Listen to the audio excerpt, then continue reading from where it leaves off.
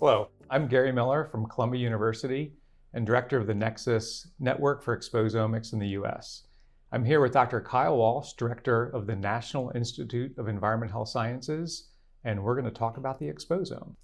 So Kyle, why don't we start with a little bit of your own scientific background and what brought you to NIEHS? Absolutely. So I did my undergraduate work at Ohio State. I studied molecular genetics, did a BS in molecular genetics and a BA in anthropology. And so I was really interested in sort of the biologic aspects of heritability, of genetics, of disease states, and then incorporating that with the anthropology perspective of why certain disease types or health conditions occurred at different frequencies within different population groups. I think for a while I thought that maybe I was going to do sort of anthropological genetics, worked on some projects around genetic sequencing of old ancestral DNA and trying to rebuild migration maps. But I sort of quickly realized that the toolkit that I had learned around anthropology and genetics really applied well to population genetics and population-based research. So then I went on to do a PhD in chronic disease epidemiology. That was at Yale. And so I was in the School of Public Health, which was a really great place to be and to do a mixed computational and laboratory doctoral program, because within a School of Public Health you have the divisions and the exposure to health implementation, to environmental health, to infectious disease epidemiology, all in one building under one roof. And so it was a really great sort of broad-based exposure to those things. So the lab that I was in during my PhD is the lab that published the first genome-wide association study, so the first GWAS. And that was a really exciting time. The arrays were things that we had to run in the laboratory ourselves. There weren't sort of the genomic core facilities. We were writing Perl scripts, which is a terrible thing to try and go back and read. Like, I can read old Python code of mine, and Perl, I'm just like, I don't know what I was doing here. But we were sort of writing the scripts and doing those things. And so, I came out of that program with a toolkit that was sort of new in the marketplace. And so I did an NCI-funded postdoc on an R25 program, and it was jointly between UCSF, Stanford, UC Berkeley, and Kaiser. And so you were recruited onto you'd apply and you'd be recruited onto the R25 training program, but then you could pick whatever PI to work with, right? Because you were funded directly through the training grant. They didn't have to fund you out of their lab budget.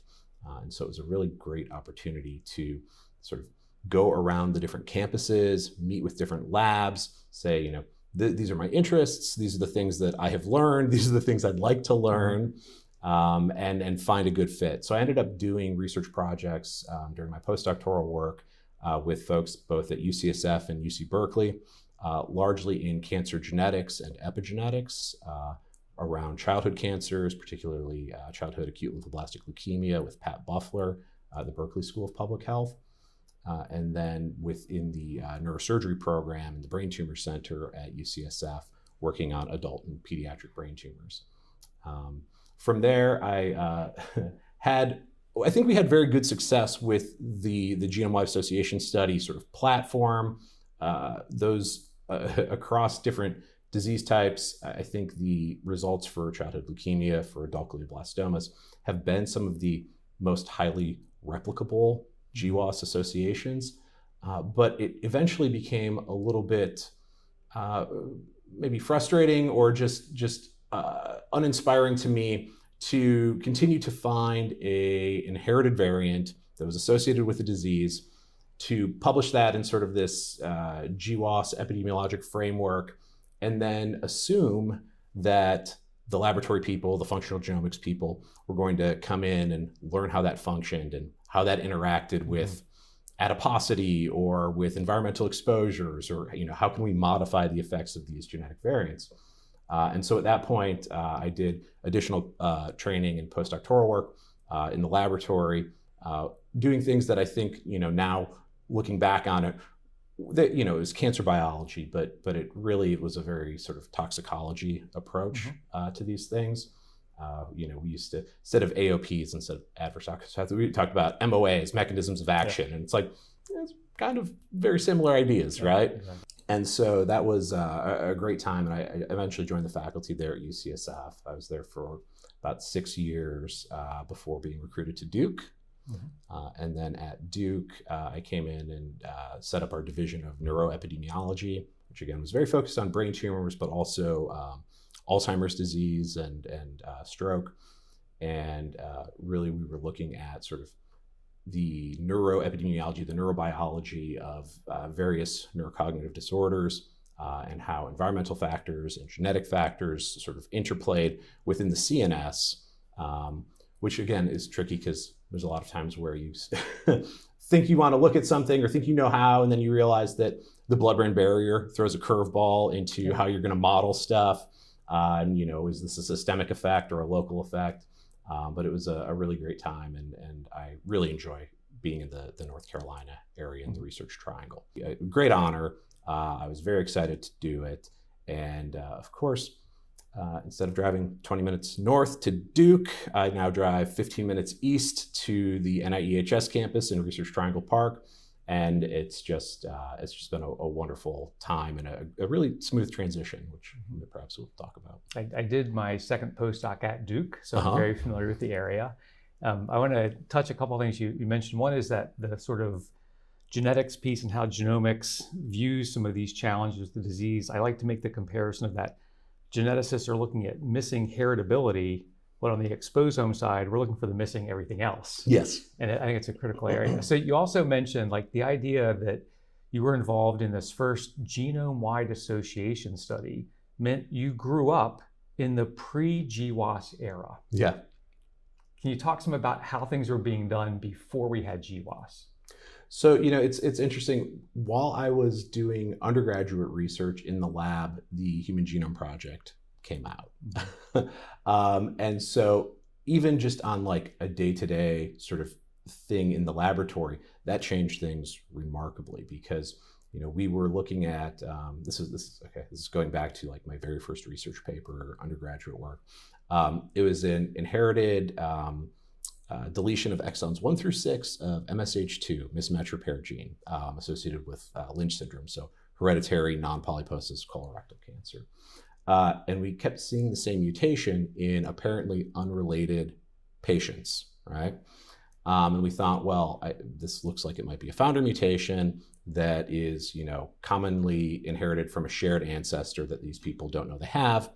And so how can we investigate this? And so that was really the marriage of anthropology and molecular genetics, because from the anthropology side, I was taking family histories, building pedigrees, family trees. I actually came down to Winston-Salem, went to this old church and was, digging out dusty files of marriage records and things. But then in the lab, we were typing microsatellite repeats that flanked this deletion and trying to use that to identify the shared haplotype and the size of it so that we could use statistical models to infer the age of the mutation based on how large or small the shared haplotype was across these different individuals. And when we started doing that, that was very difficult because you were sort of sequencing, Sanger sequencing these things, right? And trying to figure out, okay, well, where's the next marker that we can go? And then when the Human Genome Project was, available to look through, there was a map of microsatellite repeats, and you could zoom in on your gene and identify all the different STRs that were flanking going out. And in addition to that, look at SNPs, at those polymorphisms, right? And so, it really revolutionized just how quickly you could do stuff, right? And it was a fantastic sort of approach for us. But, I think in the pre-GWAS era, the pre sort of big data, let's look at all of the things era, people were doing a lot of candidate gene studies. And those largely have not been replicable. A lot of time, a lot of effort went into it. And I have to say, in hindsight, people were picking the right genes oftentimes, right? What they were not doing was picking the right tagging SNP putatively causal variant within those genes. They're oftentimes, genotyping a bunch of markers in a gene that would later be associated in a GWAS, but they were looking at, missense variants, right? And as we sort of came to understand, it's a lot more in the GWAS space of finding regulatory variants that are upstream of the gene and in a promoter, in an enhancer, and sort of change the downstream transcriptional landscape for that thing. And so, I think there's some lessons that we've learned there that hopefully, can be informative for other fields of research, including exposomics moving forward. Okay. So have you ever poured your own sequencing gel? Yes. And then cutting out, and I also did page gels, and doing all the gel work. Just checking back. Just checking back. I think for some of the younger viewers, yes, they have no idea what we're talking about. They just send it out. And so thinking about Exposomics and NIEHS, the National Institute of Environmental Health Sciences, which has been the biggest driver of environmental health research at NIH in general. But if you look across all of NIH, all the institutes are using genomics to study various problems, but we know all the diseases are G by E. So what are the opportunities for exposomics across NIH? Yeah, I think that's a great question. So, if you look at the, go to NIH Reporter and look at the grants that are being funded by NHLBI and NCI and NIA, you'll see a lot of environmental health research in there, right? And so, NIEHS, sort of like NHGRI, is sort of unique in that, we're focused on an exposure class as opposed to a disease type or an organ system, right? But what I think NIEHS can do and has done and hopefully will continue to do is to sort of bang the drum for the environmental health research and the importance of that, and the importance of, as we move into more of an exposomics framework, to the other ICs and sort of bring them along for that ride. I think that if you are interested in cancer and you're interested in improving patient outcomes, I think there's a role for exposomics to play there. I think if you are interested in cancer and you're interested in disease prevention as opposed to you being upstream of therapy, then I think there's absolutely a fantastic role for the exposomics and the environmental health research to play to see if we can't modify these things up front, which again is also a very easy common sense economics argument to make, right? Like, it is in many ways, many times cheaper to prevent disease than to treat disease, and I think we're starting to see that momentum pick up, and I think the other ICs are coming along for that. And I would say also that current leadership at NIEHS has been really engaged with us on asking questions about exposomics. They're interested in it from an autoimmune disease standpoint. I think they should be interested in it from all of their diseases standpoint. But I think autoimmunity is a really good starting point for an IC that hasn't maybe necessarily funded a lot of environmental health research that wants to move into that. Because I have to think, I don't want to put a proportion on it, but when you again get back to AOPs, well, how do environmental toxicants ultimately alter health states? I suspect that alterations of immune competence, immunosuppression, immune activation is oftentimes going to be part of that sort of causal pathway mediating those effects. And so I think that that NIEHS and others are seeing that. I think it's also a great opportunity to start to incorporate microbiome, which of course, as you have made the case, is certainly part of our exposome, right? And so, are these environmental agents and insults affecting our systemic immunity? Are they altering our microbiome, and how those things all interact with each other to, prime a system to be, autoreactive and generate an autoimmune disorder? Yeah, I think it's important to we think about prevention and the environment, like from an epidemiological framework. We're also thinking about disease causation. But once someone has a disease, there's a level of progression And I think the environment can Yes. play a role in that. And again, how they respond to that therapy. And so it's not just how people respond to an overall treatment, it's actually the direct effect of how environmental factors, dietary factors impact how the drugs work. And so I think that there's many places across the entire disease continuum where the environment can play a role.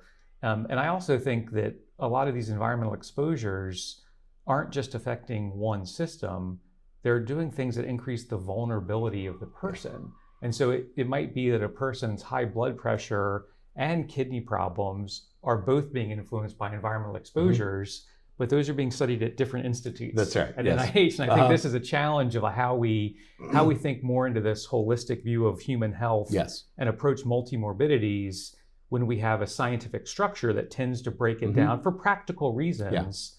But I think that is something we have to overcome. And I think Exposomics is trying to have this sort of broader view of it. So, and I think we can take advantage of really some nice work that the National Institute for Complementary Medicine and Health has done and brought to kind of the forefront in at least how the IC director, the institute and center directors at NIH are thinking about sort of One Health or whole person health, right?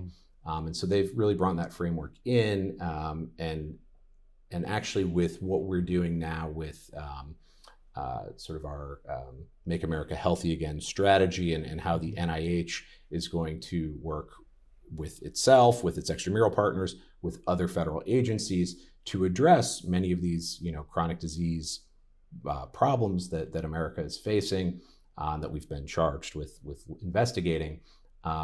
We have, platforms for doing this around data and AI and sort of that infrastructure, but as well as sort of the other platform is around whole person health, right? And so I think that that's very front and center for how we need to be thinking about this, especially as we think about, again, that the chronic disease epidemic doesn't exist in isolation and that nobody's, single malady exists on its own, right? And it's interacting with all of their other health behaviors and comorbidities, right? The other thing I would sort of touch on is, we talked about exposomics from the perspective of when you already have a diagnosed disease state, right? And so, I'm really excited, interested, a little wary, but I would say cautiously optimistic about what exposomics ultimately looks like when we bring environmental health into a clinical setting, right?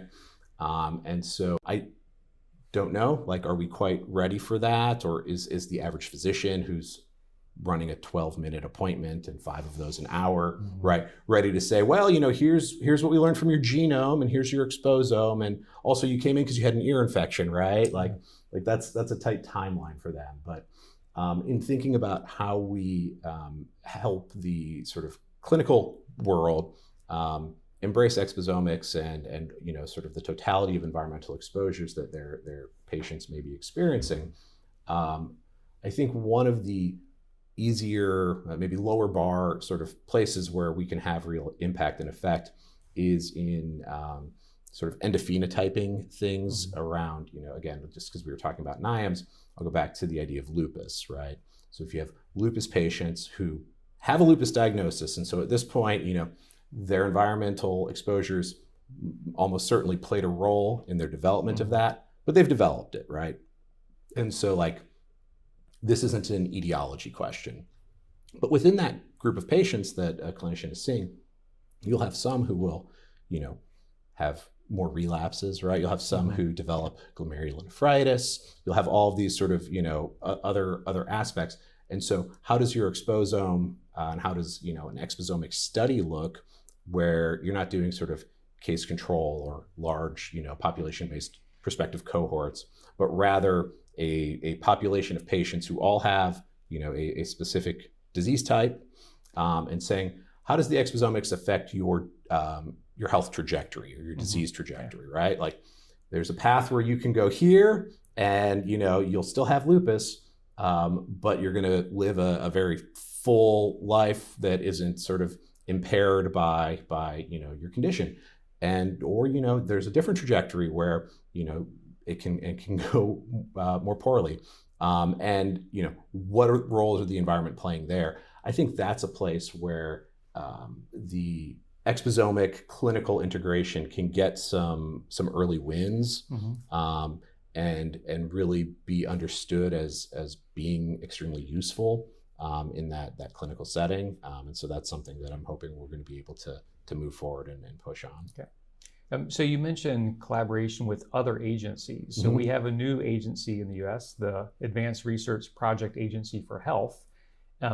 What do you see for potential opportunities of collaboration between NIH and ARPA-H, and just any thoughts in that sort of role? Yeah, so because ARPA-H is new, and they're sort of, they're not that new now, but they're new. They're the newest kid on the block within the NIH, right? And they sort of exist with this like diffuser reporting structure that is kind of different. I think there has been some difficulties in the past where they get excited about doing something, and the ARPA-H mantra is, if we want to do something, we're doing it, right? Like we move, we move quickly. We want big results, and and I think that's great. And I think it's really important for our federal health research funding construct to have something like that. But I think with new leadership there, they've been really good, at least in my perspective, and I'm just speaking for NIEHS, about also communicating what their priorities are. And so you and folks may have seen, they did a big announcement a couple of weeks ago in, I guess that would have been, it was still in April, maybe it was in March, on micro nanoplastics research, right?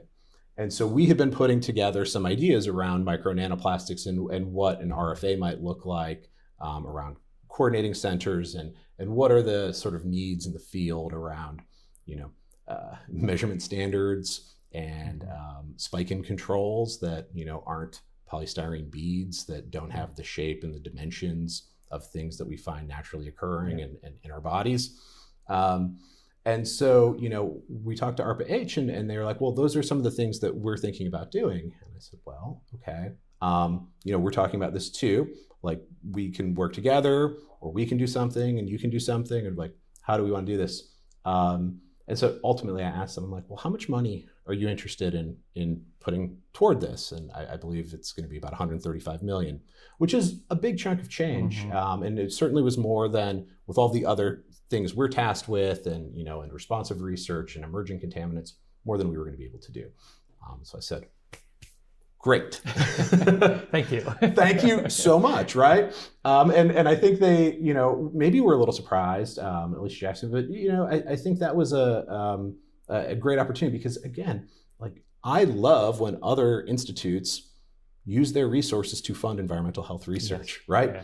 All that does is help environmental health research grow, right? And so that's a win. And so I am very, very unlikely to sort of be the fiefdom person who says, no, that's our thing, right? I'm like, if you want to put money to it and you want to do good work on it, we will help you, we will partner with you, or you can run with it if you want.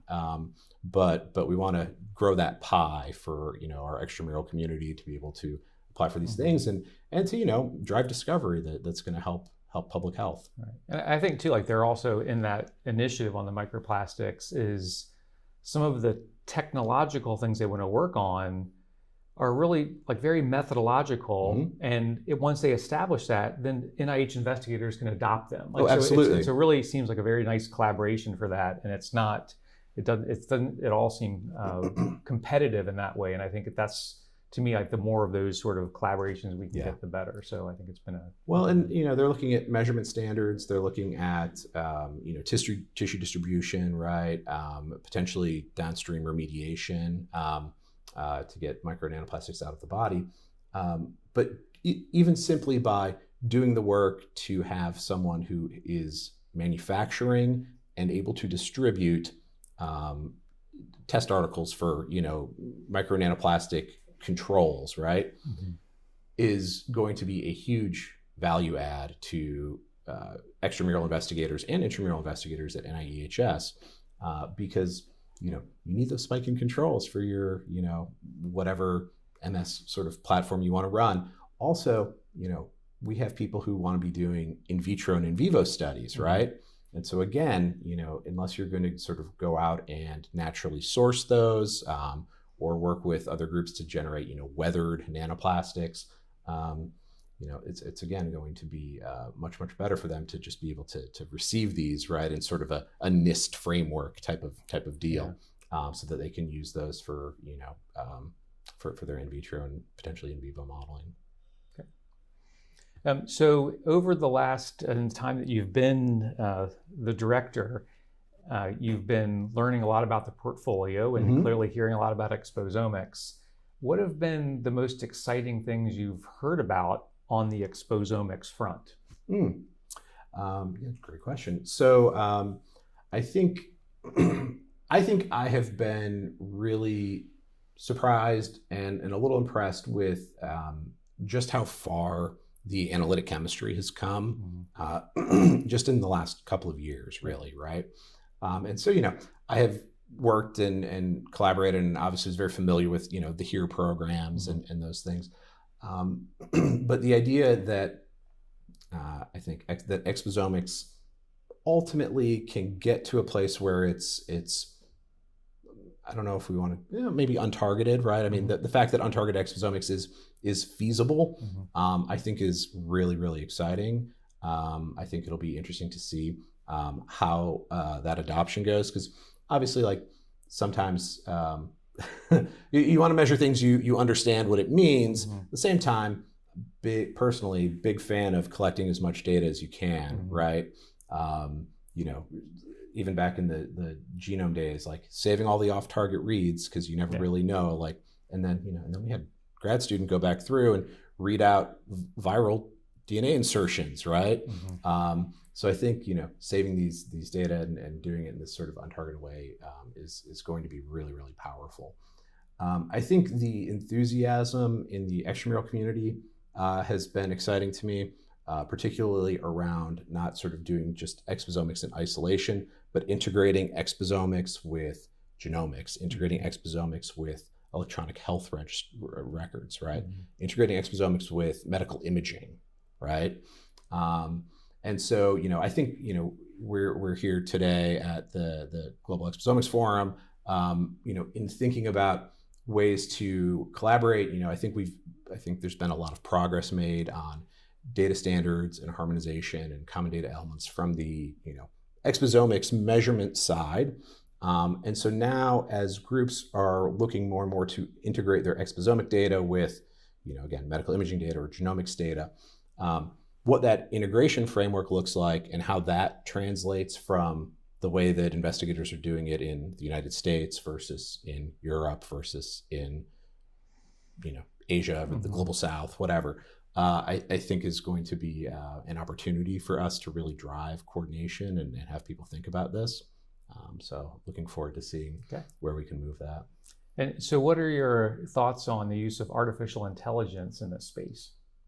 I think that it is, you have to do it, right? Like, I guess I almost feel like my thoughts on it are irrelevant, because the fact of the matter is it is incumbent upon you to do it that way, and it's sort of fait accompli, right? Like we're there. So, I mean, maybe that's just the practical answer.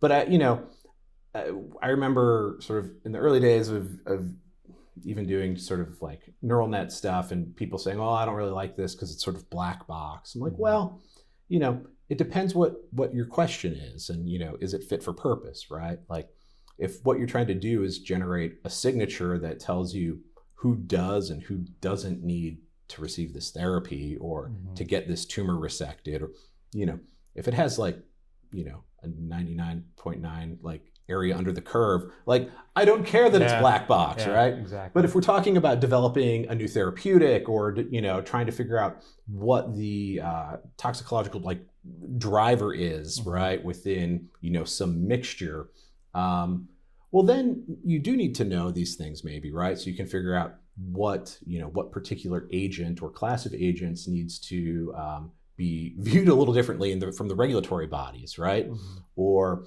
what we need to be working on from a synthetic chemistry standpoint for, developing the next chemotherapy. And so, there, I think there are approaches, right, to do this. And I think oftentimes it just ends up being one of these things where, it's trust but verify, mm-hmm. right?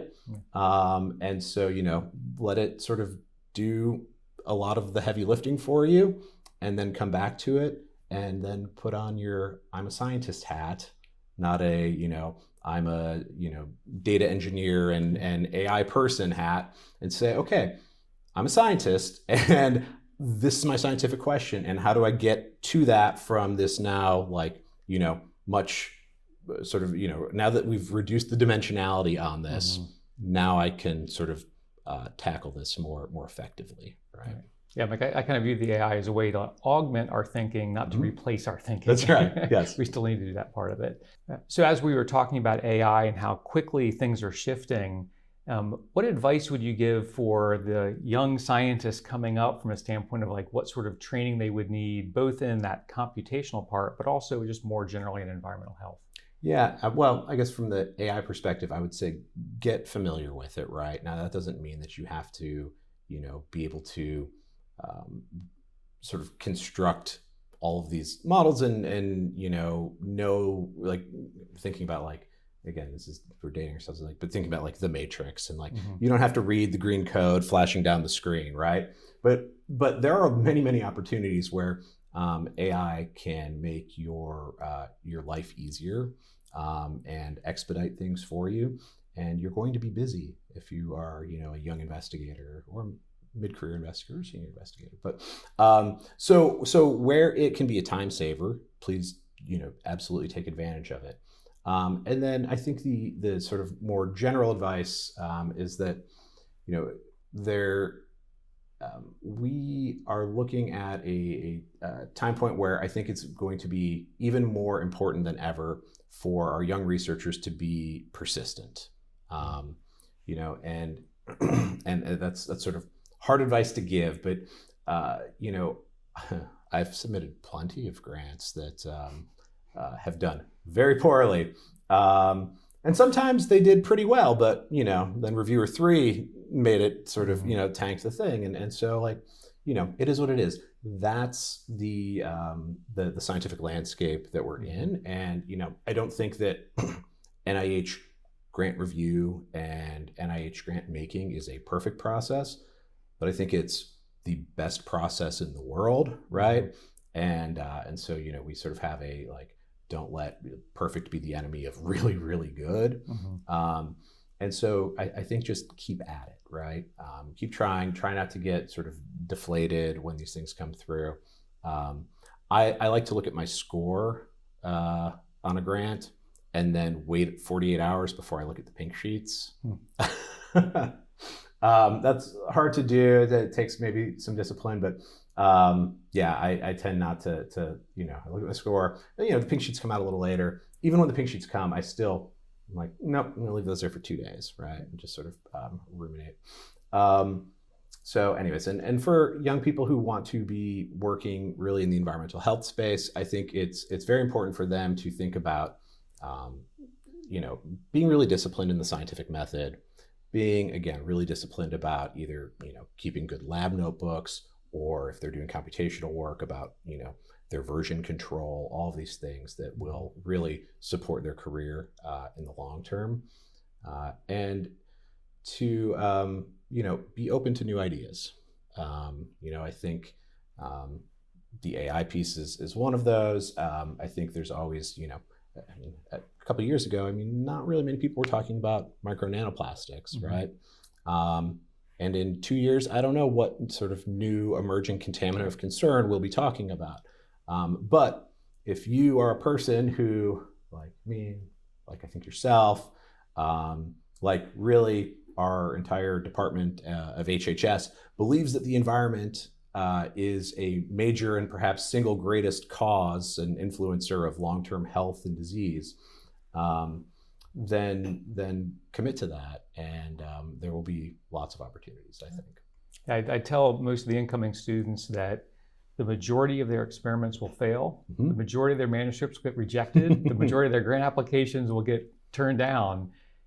But if you keep at it, enough of these things do work and you get through and you drive the science forward. The other thing, just kind of thinking about dating ourselves, you mentioned pink sheets. Yes. So for those of you in the modern era, they used to mail the summary statements to you and they were on pink paper, and that became the pink sheets, but it's been at least 20 years or something. So, okay, on that note, thank you very much for joining me. It's been great talking to Kyle Walsh, Director of NIEHS, and we hope to see you next time on the NEXUS Podcast.